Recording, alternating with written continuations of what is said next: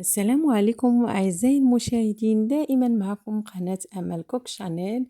اليوم إن شاء الله نشارك معكم واحد البيفي من وسط العمل. كنتمنى أنه يعجبكم ونكون خفيفة عليكم، ودائما كنشكر الأهل والأحباب والمشاهدين اللي كيشاهدوني وكيشجعوني. بطبيعة الحال عواشركم مبروكة وبطولة العمر إن شاء الله بالصحة والسلامة يا ربي، ويدخل عليكم سيدنا رمضان إن شاء الله بالفرح والسرور يا ربي، وبالصيام إن شاء الله يكون مقبول. واليوم إن شاء الله نشارك معكم واحد لي زونطري اللي كتكون على طريق لي صالاد خفاف اللي كيكون فيهم صالاد لافوكا دافوكا اللي هي فيها الأناناس والكيوي والليمون مقطع والخس، معها سلطة مغربية ماروكانو. وكنتمنى ان هاد لي صالاد يعجبوكم، كتكون خفيفه وكترافق مع لاصوص مايونيز.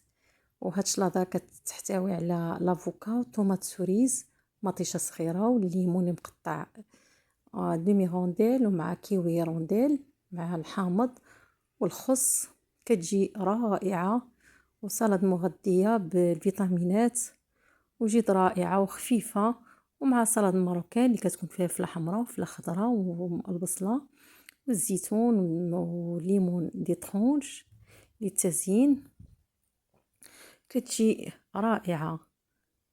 وهادو هما لي سلطات اللي كيكونوا خفاف في هاد الموسم ديال الصيف، اللي كتجي رائعة ومبسطة. وكنتمنى يعجبكم هاد الفيديو ويكون خفيف وظريف. ودائما معكم قناة أمل كوك شانيل،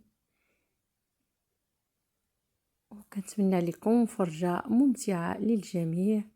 وما ننساش منكم التعليق، وكنترافق مع المنيو دي جور فريتور دو بواسون اللي هو الراسكاس والفرخ اللي كيجي بواحد التتبيله جد رائعه.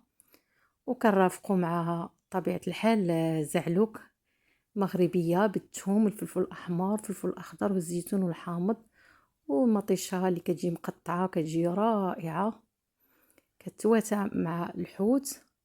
وبطبيعة الحال كنرافقو مع لوغي بيلاف اللي كيحتوي على الروز فلفل احمر وفلفل اخضر والبصل اللي قطعناه طريفات صغار، وكنشحرو مزيان بالتوابل اللي خفيفه. ومن بعد مع خضر متنوعه اللي كتحتوي على اللوبيا والقرعه الخضراء والجزر اللي مقطع هكا بواحد التتبيله جد رائعه.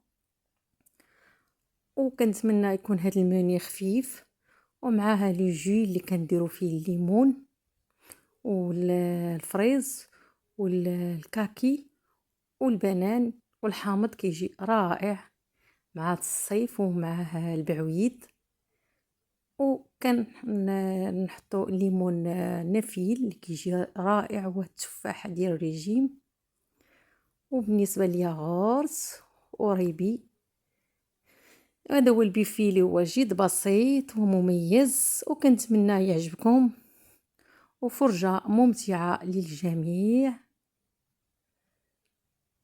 قلت لي مهلا نشارك معكم هذا الفيديو خفيف ظريف وفرجة ممتعة للجميع.